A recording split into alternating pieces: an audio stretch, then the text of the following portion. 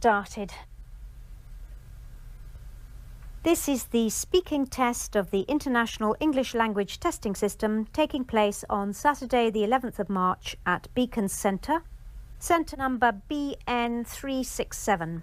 The candidate is Sabrine Valancheri and the candidate number is 0003400. The examiner is Carol Kennedy and the examiner number is 433816. Good afternoon. What is your full name, please? My full name is Sabrine Valancheri. And what should I call you? You can call me Saba. May I see your identification, please, Saba? Yes, here it is.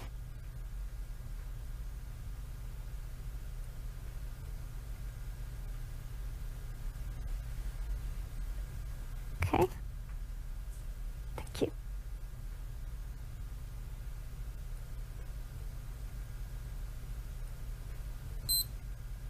Now, in this first part, I'd like to ask you some questions about yourself. Let's talk about where you live. Where do you live in your country? I live in Hyderabad, which is the capital of Andhra Pradesh, in the southeast of India. It is a very big city. About 7 million people live there. And is it an interesting place to live? Oh yes, a very interesting place to live. Hyderabad has a very long history. So there are lots of ancient forts, mosques and other monuments. There is a very beautiful lake and there are also lots of wonderful markets. And will you live in Hyderabad in the future? Yes, I think once I finish my studies here, I'll go back to Hyderabad. My husband is from Hyderabad too, so I think we'll stay there. Now let's talk about hobbies and interests. What hobbies and interests are popular in your country? People have many different pastimes in my country. I think the most popular these days are things like gardening and do-it-yourself, which is when people, well, usually men, make things for their home. I think women tend not to have too many hobbies. You can't really call shopping a hobby. I think in the past, women used to fill up the leisure time that they had with craft activities, but sewing and knitting aren't so common these days. I think reading is still very popular, especially now these days with the new e-readers. And which hobbies and interests do you enjoy? Well, like a lot of people, my work takes up a lot of my time. And at the weekend, I like to meet up with my friends or go out with my husband. So I don't really have much time for hobbies. But I do read a lot, especially history and biography. Also, I love collecting art. So I go to a lot of art fairs. I really like colourful, abstract art, which really brighten up our homes. And what hobbies and interests did you have as a child? Gosh, that was a long time ago. Let me think. I used to collect key-rings. I think I had about 20 or 25. They were silly things really, but fun for a small child. I used to like painting and drawing. My parents were very supportive and they bought me a lot of oil paints, but I'm not really very talented. I also played the clarinet. I was in a junior orchestra. I remember once we played a concert and my reed broke during the first piece, and so I couldn't make any sound. And do you think parents should encourage their children to have a hobby or interest? Oh yes, very much so. I think it is very important for children to have something other than school, television and computers. Sometimes a hobby can turn into a very successful career, but even if it doesn't, it can help the child develop as a person as they learn about new things and meet new people who share the same hobby. Now let's move on to talk about the weather. Do you prefer hot weather or cold? I think I prefer cold weather. I know most people prefer hot weather, but it is always so hot in my country that it is such a nice change to feel the cold. Of course, in the cold, it's very easy to put on a hat and gloves to keep ourselves warm. Tell me about the weather in your country at different times of year. India is so big that there are many different climates. So I'll just talk about the weather in Hyderabad. Generally, we have a tropical wet and dry climate. That means that the summers, March to June, are hot, over 30 degrees, and very humid. Sometimes it can reach over 40, which is just unbearable. At the end of the summer, the monsoon comes and it rains for about 3 months. After the rainy season, it's winter, which is quite short, just a couple of months. Which time of year did you enjoy most as a child? Well, I think like most children, I would say the summer, when we had the long school holiday. But I always preferred spring. There's something so lovely about when everything starts to grow again after the winter. You can almost smell it in the air. And has the weather changed much in your country in recent years? I don't think so, really. I know that in some countries the climate has been changing because of global warming, but where I live it seems to be the same. Just heat and rain. I have noticed something. In recent summers, when it's very hot, there have been many water shortages. I don't remember that happening when I was younger. Thank you. Now I'm going to give you a topic, and I'd like you to talk about it for 1 to 2 minutes. You have 1 minute to think about what you're going to say, and you can make some notes if you wish. Do you understand? Yes. There's your paper and pencil. And here's your topic. I'd like you to describe a gift or present that somebody gave you recently.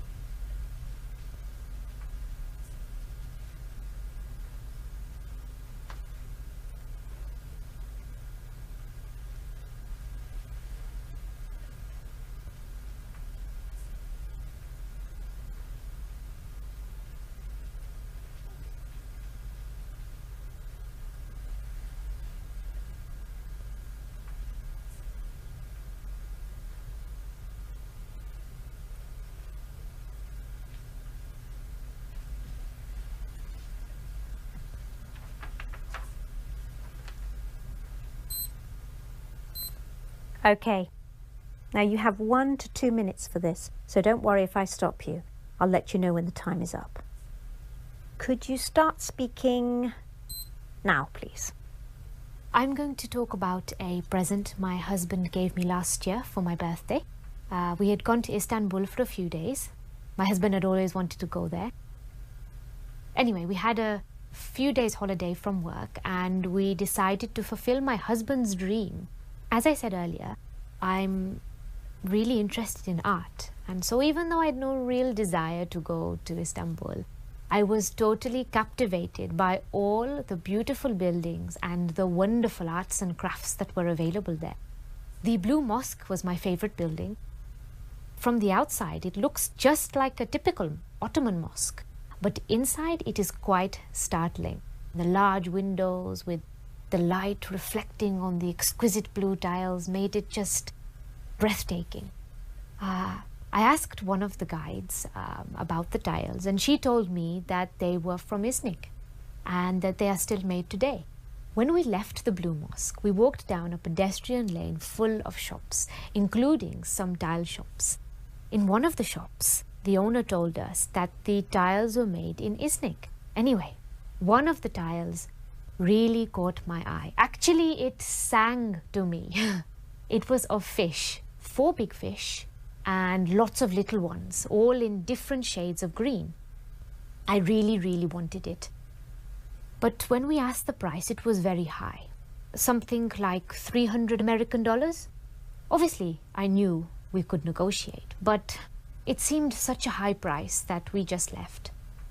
The next night, we went out for my birthday meal. Just as we were finishing the dessert, the waiter came over and handed me the most beautifully wrapped gift. I knew at once, because it was very heavy, that it was the fish tile. That's why Thank you. And does this person often buy you presents? Well, he's good at remembering my birthday and our anniversary, so he does usually buy me something nice then, but he doesn't just buy a present out of the blue. Thank you. Could I have the booklet, the pencil and the paper back, please? Thank you.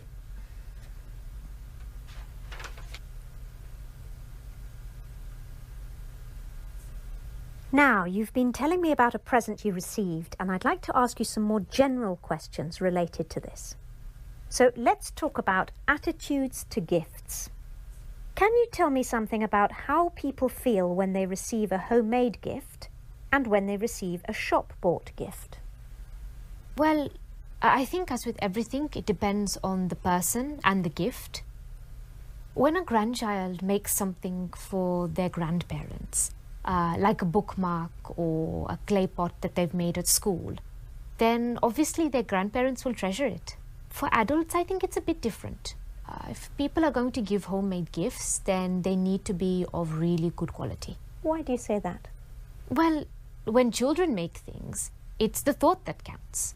But when it's adults making things, it has to look like the present is a proper present, rather than something they've made just because it's cheaper.